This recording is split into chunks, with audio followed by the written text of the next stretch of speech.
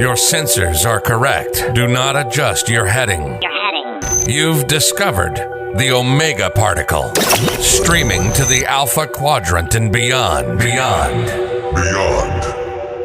Here's your host, the Anchorman of the Federation, the Doctor of Dilithium. This is Jonathan Wiegand.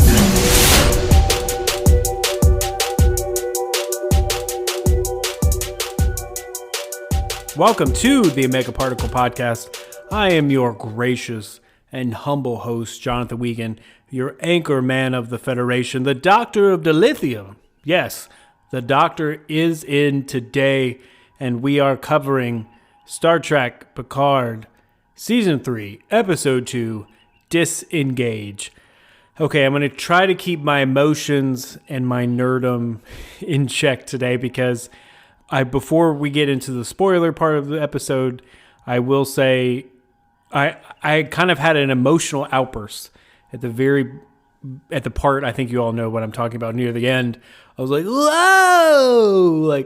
I was very excited, and I don't want to give too much away, but I was very excited about that, and I'm sure a lot of you did as well. Before we get into the episode, I will say it's good to be back behind the microphone, and I know I'm releasing this on the Friday, and Picard came out on yesterday on Thursday, but it's just been one of those weeks, man, where we had a very close family member of mine had to be put on hospice, and then we had some other family drama, and it's just been just a nightmare, and honestly, it feels so good, to kind of escape, and have a place like on Thursday night, being able to be this is going to allow me 45 minutes, 50 minutes, whatever it is, just to kind of escape the troubles. And I think that's a beautiful thing about any fandom that we have, sports, any hobby that we have. So this week was definitely needed for the old doctor here. Anyway, I don't want to get into too much for spoilers, but I will say we are going to come out with a kind of a normal, quote-unquote, OPP normal episode next week or two, kind of just in case people don't listen to Picard or don't watch Picard. Can you listen to it? People don't watch Picard, so I thought it'd be good to just have a normal episode for all those OPP fans that don't. But in other news, Luna, let's get to the good stuff and let's roll that footage.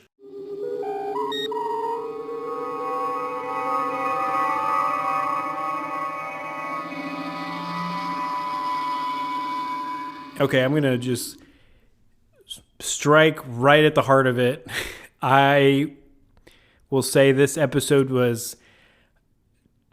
it took an eternity. Can I just say, we all know that, Jack Crusher was Picard's kid. We all knew that. That was kind of a given at the end of the episode last week, and it literally took an eternity just to kind of bring out that plot twist. And I just feel like the entire plot line with them was just so slow moving. Even with, the much anticipated return of the great Michael Dorn. And then we even saw that really beautiful reunion between Picard and Crusher, and they didn't even say anything. And it just, to me, the episode kind of fell flat a little bit. Just to be honest, I'm kind of giving my overview right now. So, and again, if you disagree with me, please let me know. We actually have something new on the podcast. You can actually call and leave a voicemail, and I will air it on the show, possibly. We'll see. I just imagine me getting blown up with my friends from college. Just if you disagree with me on anything with Picard, anything whatsoever on Picard, you can actually call area code 254-677-8735. Luna's asking me, why did I pick that number? I picked that number because that's 254 OPP Trek. That's what it stands for. So that number again is 254-677-8735. Text, leave a voicemail, might get on the podcast next week, just talking about if you disagree. What are your thoughts? What did you like about Picard? Kind of have a little interaction, with the beautiful and brilliant fan base that you are. It just took a while. This whole episode took a while to come out. I did enjoy Jack Crusher, who's played by a guy named Ed Spellers. To me, he wasn't very compelling, and I just think, this whole notion of him being pursued because he's just a charming smuggler who loves his mom that does like quasi-medical stuff, I just didn't see that was super convincing. And I mean, I know there's going to be a larger backstory and they're going to unravel it, but it just wasn't very captivating to me. I will say, though, shortly on the bright side, this hour-long episode did have a lot of action, which was great. We saw the Titan make a comeback and protect them against Vadic. To me, I just feel like, the pacing was a little dull, especially, as the Picard side and even the Raffi side, it just seemed like it kind of stagnated. They were kind of running through a checklist almost. They were kind of saying, okay, he's going to be the son in episode 2, check. Okay, there's going to be a terrible French accent by the villain, check. But I mean, I'm just kidding. I think overall, though, it did leave some more questions like, how is Vadic, so knowledgeable about Picard and Shaw? What does she really know? What is, Jack Crusher's storyline? What has really happened to Beverly, over the past 20 years? It did leave a lot more questions that hopefully we can flesh out. But I just feel like overall the episode was not very good. And that's saying something because we saw the wonderful Michael Dorn come back. And I mean, speaking of Worf, we kind of got a little update on him, And that's one of the things I was really looking forward to having him back. Because he, if you didn't know, Michael Dorn has played in the most Star Trek of anybody alive and anybody dead. So he is like the man when it comes to Star Trek, being in TNG, DS9, and of course the Next Generation movies as well. But so like the last time we saw him, he was kind of on this, he was on the tactical bridge, being in Starfleet, and I think it was Nemesis. That's when we saw him. And so now he's kind of, is he an intelligence officer? Is he working with, we really don't know. Is he quasi, back with Klingon, being an ambassador, working with Starfleet? I'm sure they'll flesh that out. And that, if you ever go back and watch episode 1 again, when Raffi's communicating with her, quote unquote contact, there's a line that says like, "You are a warrior and you must like fight like a warrior." And I'm like, that's such a huge like Worf like reference, I mean, no one really speaks like that besides Worf. And other Klingons do, but I'm saying like in the Star Trek world, I think that was a major Easter egg that completely blew my mind and blew by me. I just wouldn't know. So I was completely duped by that. And speaking of duped, I thought Worf was supposed to be a pacifist. Like I saw like in all like, the promo material that he's a pacifist now. He doesn't believe in violence. And then right out of the gate, he's like stabbing dudes through the heart, like cutting heads off.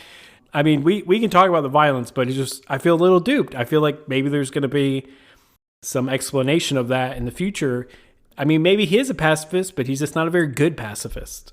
Speaking with like the violence, like so last week, one of the biggest issues I had and the weakest points of the first episode was kind of feeling like the writers and the producers just used drug addiction as just to be edgy. It really didn't move along. It didn't really feel genuine, didn't feel connection to Raffi. So you're like, okay, are they just like trying to be edgy just for the sake of edginess? But I feel like the violence was a little bit better, a little bit more genuine, in line with what we saw. But again, I know this is not your grandfather's Star Trek, so they're trying to be, cutting edge. But it is intense. Like I was in bed with my wife watching this, and she was like, "Oh my gosh!" Like I didn't know or expect that kind of like intensity from Star Trek. I'm like, well, it's a newer thing. They're trying to be the way they are, and I feel like they're kind of making a TNG for mature people, for like older adults.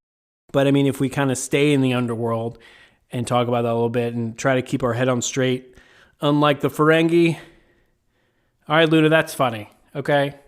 Just don't lose your head over it. Okay, pause for laughter. Pause for laughter. Just kidding. But seriously, I mean, what's up with those ears? Can we just be honest? Like, I remember from DS9, that's usually where they fleshed out Ferengi so much. I mean, the lobes were super small. I thought they wanted like giant lobes for business. Like that was like almost like a penis thing. And then Sneed comes in. He's got really tiny little ears. I'm like, is is he like a female? Or I was like, what's going on? And I'm like, maybe he has low testosterone and kind of needs those pills they sell on late night TV, Just kidding. This is a family show, Luna. What kind of script is this? Anyway, so staying on track kind of with the underworld, I will say this, like with Raffi, there was a silver lining to her theme. And now I'm going to get to the good part of the silver lining here. I definitely like the idea of them showing kind of like seeing the sacrifices she makes for Starfleet. First with her husband and her son and grandchild. And her husband, I just feel like was the absolute like dick of the week. I don't know if that's going to be a segment, but he was the dick of the week. I mean, who makes somebody choose like that? I mean, the Sneed guy is connected to a terrorist attack. Like the dude killed or was somewhat responsible for killing 120 people. That's like serious. And you're going to play games, emotional games, instead of letting her like track down this terrorist. So you're guilting her into tracking down a terrorist. I'm like, you're just a jerk. Maybe you could just put in a good word and be like, yeah, your mom's out there catching terrorists. She's not that bad. So I don't know. Maybe it's just me.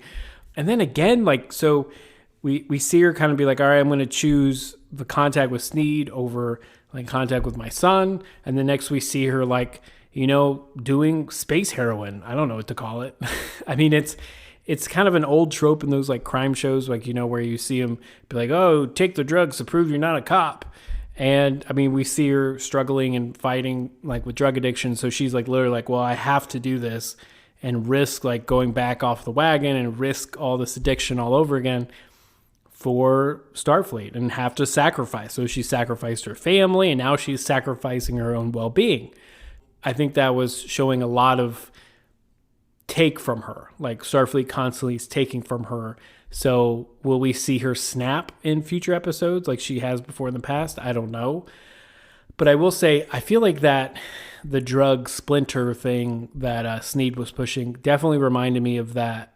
I think the TNG episode called The Game, where everyone wore those like eye games and it would like literally get you addicted on dopamine type of thing. It's an older reference, but I think it checks out, sir. I think they probably did that on purpose. That's what I'm guessing. But moving on. So that was the silver lining of the Raffi storyline this week. And I will say this, the bad news is just unsurprisingly, the story, Raffi's story and plot remains the weakest part of the episode. And so far, season 3 in general. I mean, I know she spends most of the time trying to figure out what happened, like why Starfleet has terminated the investigation, etc. Looking into it, she's told to disengage. And of course, we get the Family Guy reference where he's like, oh, he said the thing. When Worf is like, hey, I told you to disengage.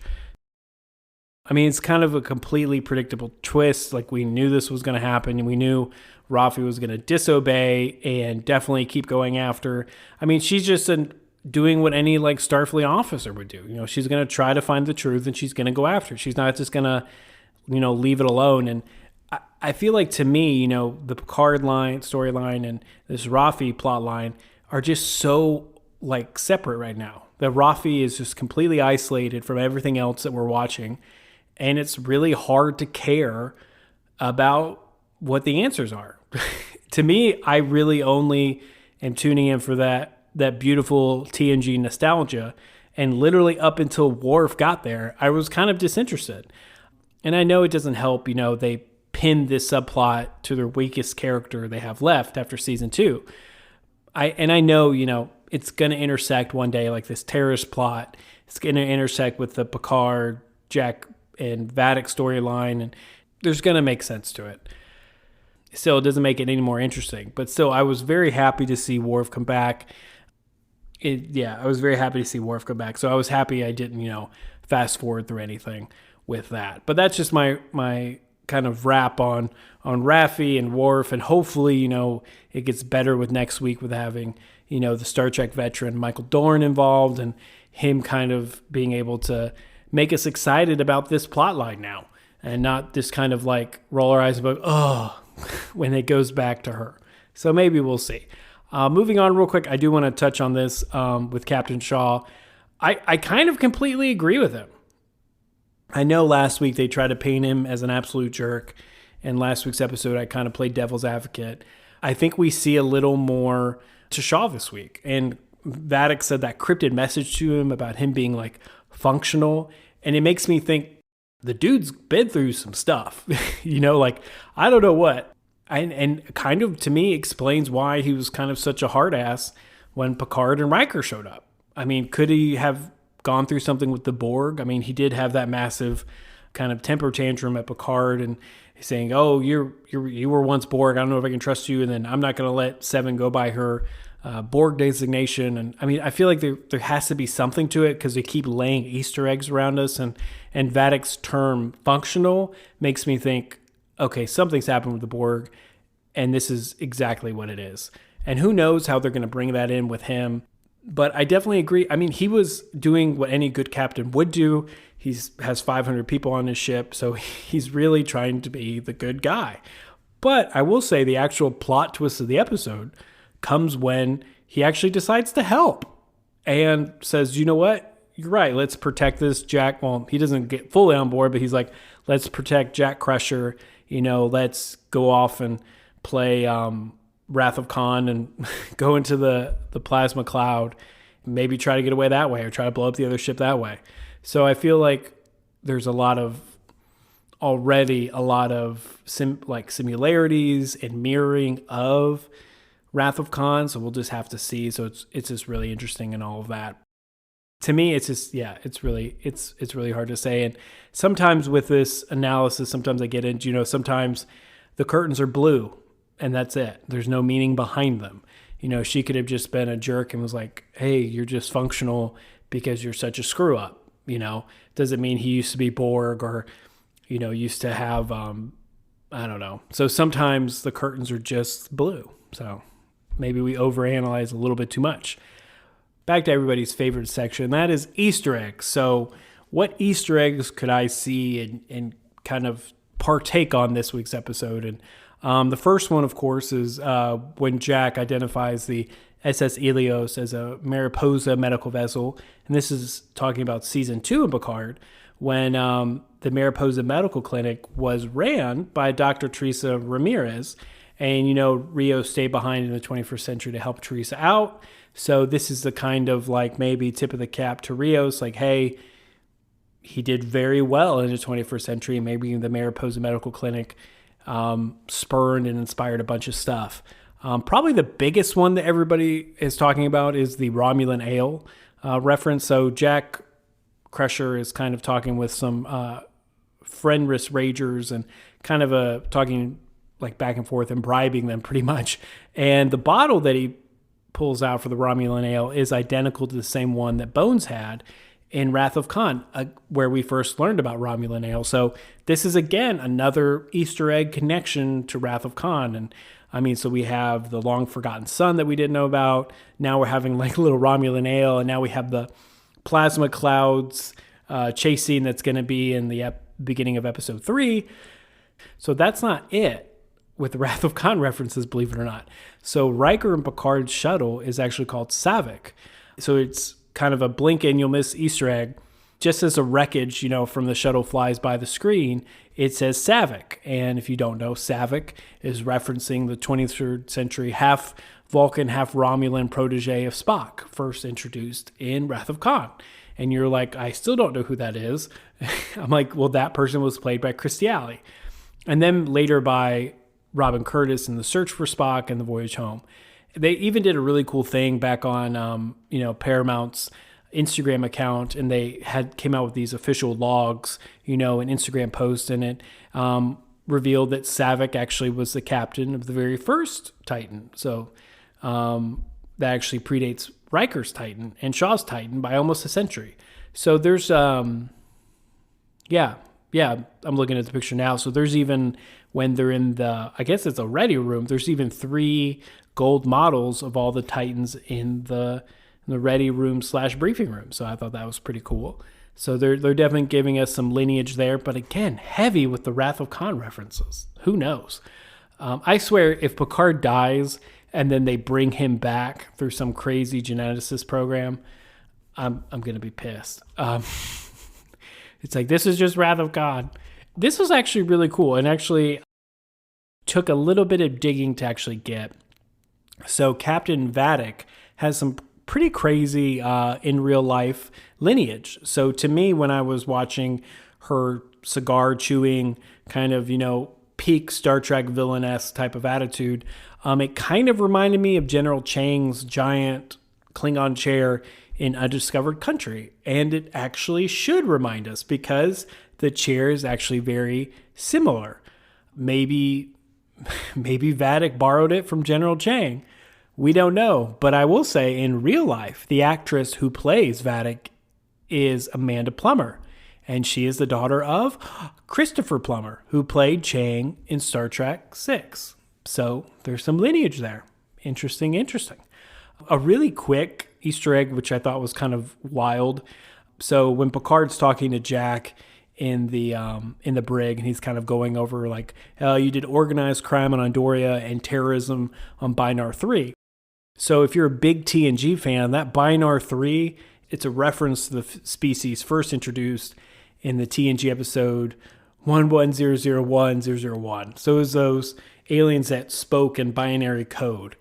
And how do you do terrorism against those people? Or a crime against those people? They speak in numbers. I don't know.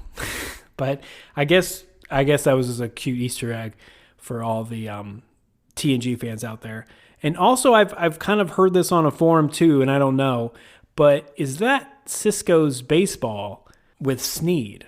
So when Raffi comes in, Sneed says, "Hey, I'm obsessed with human things." And we see a baseball there. And like me, who's a diehard DS9 fan, I'm like, is that Cisco's baseball? And the answer is, we don't know. I will say this, in the Lower Decks episode, Hear All, Trust Nothing, Kira still has Cisco's baseball. But that is in 2381. This episode happens in 2402. Could someone have taken it from Kira and DS9 and sold it on the black market? Again, I think we referenced this a couple weeks ago talking about things to do and prep for the new season of Picard, but we finally saw Worf's new weapon. This is a brand new weapon created by Dan Curry, and he's the same guy that designed the Bathleth and then the Meekleth, but this is called Kurthleth, and this is very specific. It's never been seen before, first time on screen, so welcome the Kurthleth to Klingon battle swords. I don't know. But that was an Easter egg, so it was the first time we saw it. I knew they were excited to bring Dan Curry back because he created such legendary stuff and props before, so it's cool to kind of see its first appearance. But that has been my review of Star Trek Picard Season 3, Episode 2, Disengage. I mean, overall, last week we were at a 6.8. I'd probably bump it up to 8.1 because simply seeing Worf come back and take down some bad guys, I mean, that was just such sweet, like Star Trek emotional candy. I loved it. And that's one thing I will say about the show is that they do nostalgia, but they don't overdo it. It's kind of like candy. It's good in small pieces and small amounts, but if you just ate an entire bag of gummy worms, you're not going to feel good. And I feel like that's kind of the same thing with nostalgia. And Picard, overall for season 3, is handling it right. And I hope maybe they do that. Maybe that's the plan with other characters. We still have LaForge out there. We still have Troy out there. We still have Lore out there. So maybe they're just going to kind of, hopefully not always bring them as a cliffhanger, but maybe just kind of have them come in one episode at a time like we originally thought last week. However, it's hard to say. Anyway, Luna, let's roll that beautiful bean footage.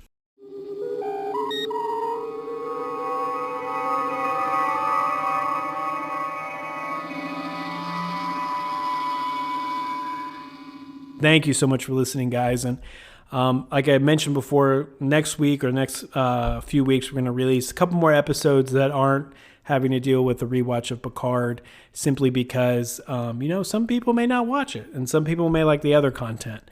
I know for me, I like the freedom of being able to talk about whatever I want. So I miss that with the Trek world. And again, please feel free to call or text, leave a voicemail. And that number again is 254-677-8735. You can give me a call and maybe be on the podcast. You never know. And as always, please check out www.jasontalksmovies.wordpress.com. I know he's doing a review for Ant-Man's coming out, maybe Cocaine Bear, I've heard. Cocaine Bear is actually getting really good reviews. That's crazy to me, but whatever. Anyway, take care of yourselves out there. Remember, mental health is a priority. Keep it at the forefront. Don't let it go and get all out of whack. And as always, everybody, second star to the right, straight on till morning.